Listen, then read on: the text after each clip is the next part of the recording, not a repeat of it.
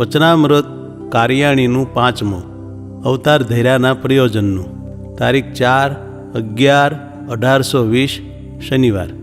સંક્ષિપ્ત સાર. પહેલો, પોતાના પ્રેમી ભક્તોના મનોરથ પૂરા કરવા એ જ અવતાર ધૈર્યાનો મુખ્ય હેતુ છે. તે સાથે અસંખ્ય જીવોનું કલ્યાણ તથા એકાંતિક ધર્મનું સ્થાપન પણ કરે છે. સ્વામિનારાયણ હરે, સ્વામિનારાયણ હરે.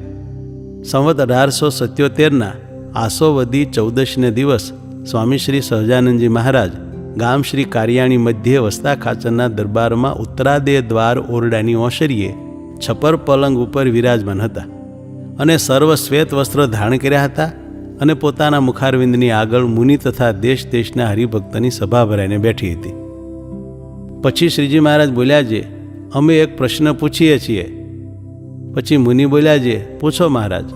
પછી શ્રીજી મહારાજે પૂછ્યું છે, ભગવાન જીવના કલ્યાણને અર્થે પૃથ્વી ઉપર અવતાર ધરે છે, તે અવતાર ધર્યા વિના પોતાના ધામમાં રહ્યા થકા શું કલ્યાણ કરવાને સમર્થ નથી?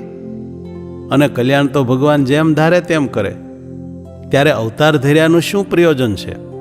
અને જો અવતાર ધરે ત્યારે જ ભગવાનમાં કલ્યાણ કરવાની સામર્થ્ય હોય અને અવતાર ધર્યા વિના જીવના કલ્યાણ ન કરી શકતા હોય તો ભગવાનને વિશે પણ એટલું અસમર્થપણું આવે. માટે ભગવાન તો અવતાર ધરીને પણ કલ્યાણ કરે અને અવતાર ન ધરે તો પણ જીવના કલ્યાણ કરવા સમર્થ છે.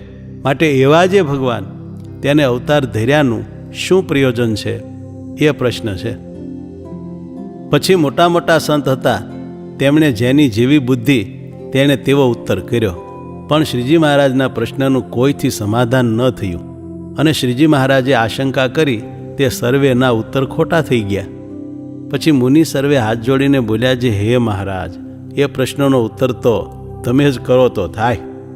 પછી શ્રીજી મહારાજ બોલ્યા છે, ભગવાનને અવતાર ધર્યાનું એ જ પ્રયોજન છે. જે ભગવાનને વિશે અતિશય પ્રીતિવાળા જે ભક્ત હોય તેની ભક્તિને આધીન થઈને તે ભક્તને સુખ દેવાને અર્થે જેવી ભક્તની ઈચ્છા હોય તેવા રૂપનું ધારણ કરે છે.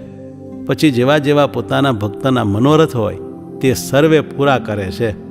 અને તે ભક્ત હોય તે સ્થૂળ ભાવે યુક્ત છે અને દેહધારી છે, માટે ભગવાન પણ સ્થૂળ ભાવને ધારણ કરીને દેહધારી જેવા થાય છે. અને તે પોતાના ભક્તને લાડ લડાવે છે અને પોતાની સામર્થ્યને છપાડીને તે ભક્ત સંગાતે પુત્ર ભાવે વર્તે છે, અથવા સખા ભાવે વર્તે છે, અથવા મિત્ર ભાવે વર્તે છે, અથવા સગા સંબંધીને ભાવે વર્તે છે. તેણે કરીને એ ભક્તને ભગવાનની ઝાઝી મર્યાદા રહેતી નથી. પછી જેવી એ ભક્તને ઈચ્છા હોય તેવી રીતે લાડ લડાવે છે. માટે પોતાના જે પ્રેમી ભક્ત તેના મનોરથ પૂરા કરવા એ જ ભગવાનને અવતાર ધર્યાનું પ્રયોજન છે. અને તે ભેળું અસંખ્ય જીવનું કલ્યાણ પણ કરે ને ધર્મનું સ્થાપન પણ કરે છે. હવે એમાં આશંકા થતી હોય તો બોલો. પછી મુનિએ કહ્યું છે, હે મહારાજ, યથાર્થ ઉત્તર થયો. ઇતિ વચનામૃતમ કાર્યાણીનું 5મું થયું.